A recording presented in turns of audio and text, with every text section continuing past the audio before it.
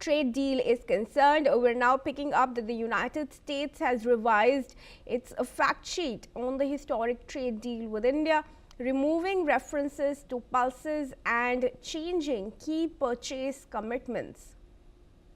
The White House's updated fact sheet now states that India intends to purchase over $500 billion worth of US products, replacing the earlier wording which said India was committed to making this purchase. The updated text also omits India's removal of digital services taxes, which was part of the initial deal. The agreement, reached after nearly a year of negotiations, includes significant tariff reductions for Indian exports. Joining me now on this discussion is Andrew K.P. Leong, who is a China strategist and joins us from Hong Kong. Mr. Leong, thanks very much for joining us here at NewsX World. Firstly, how do you see the fact that the US has gone to unconspicuously make these changes? No announcement made, no conversation done. Well, this represents another recalibration of President Trump's maximum coercion, maximum demand, and then depending on the response and usefulness of the other side, recalibrating its final deal.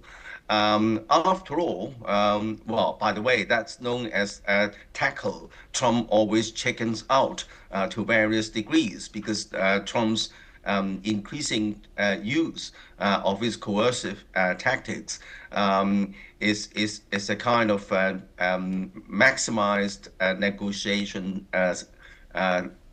strategy.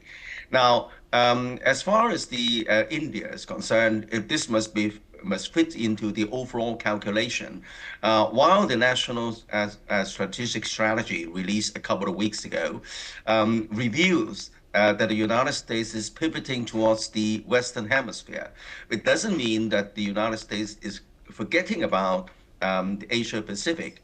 On the Asia Pacific, the United States continues to set great store on its allies, within quotation marks, to various degrees, including India, and also include particularly Japan, South Korea, exemplified by the and also by the Americans' defense treaties with South Korea, including stationing of over 20,000 American troops there, but also Japan forming a closer military partnership with South Korea, but also India, particularly the so-called Indo-Pacific strategy to contain China.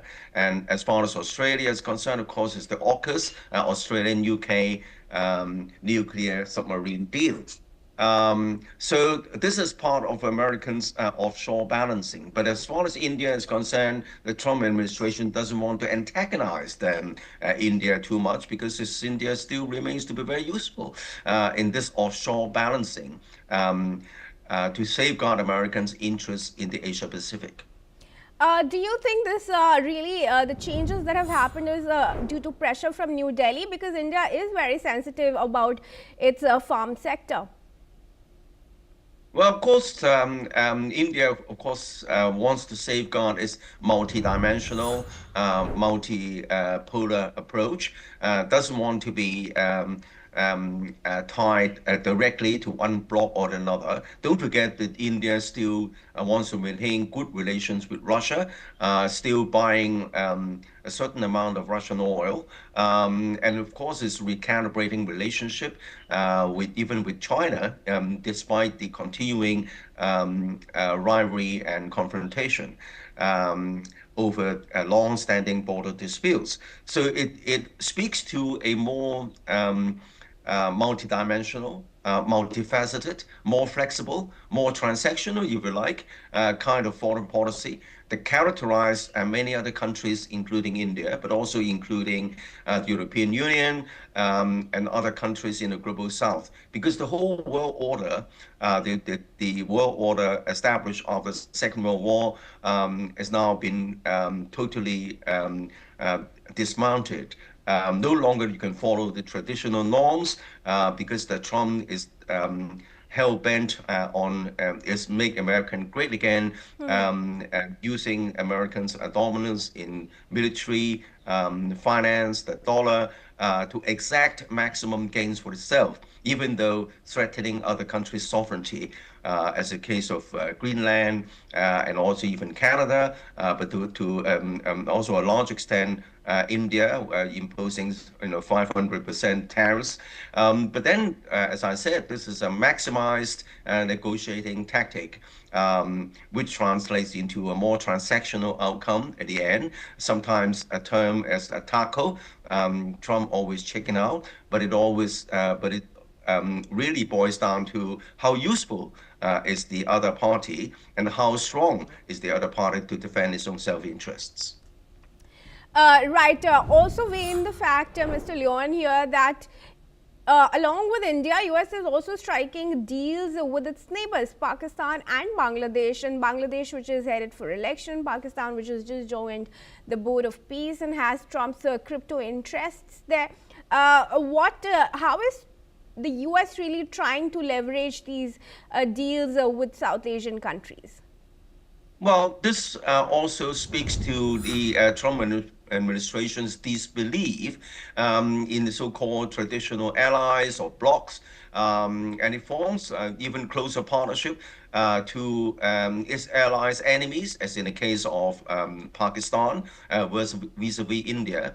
And in fact, earlier on, the Pakistan, one of the top generals was invited to visit the White House. And also brokering deals. This also reinforces the narrative that the Trump administration is very transactional and bent on maximizing its own self-interest, regardless of the so-called traditional allies or the enemies of its allies. So anything, all this don't matter in face of what the Trump administration top agenda to make America great again, regardless, using maximizing its coercive power to extract the greatest gain. And of course, Pakistan is also useful in the Middle East corridor, the Middle East theater, and so it doesn't matter. Even Pakistan is an traditional enemy of India, but it's still being used as one of the pawns. So this comes back to my earlier explanation that we are now facing a more multiplex world where traditional allies and blocs don't count anymore, and each country has to put great store on its own self-reliance and self-strength, but also recalibrating its relationships in all quarters. Mr. Leong, thanks very much then for joining us. Viewers, we're now moving. There's some more breaking news details coming in.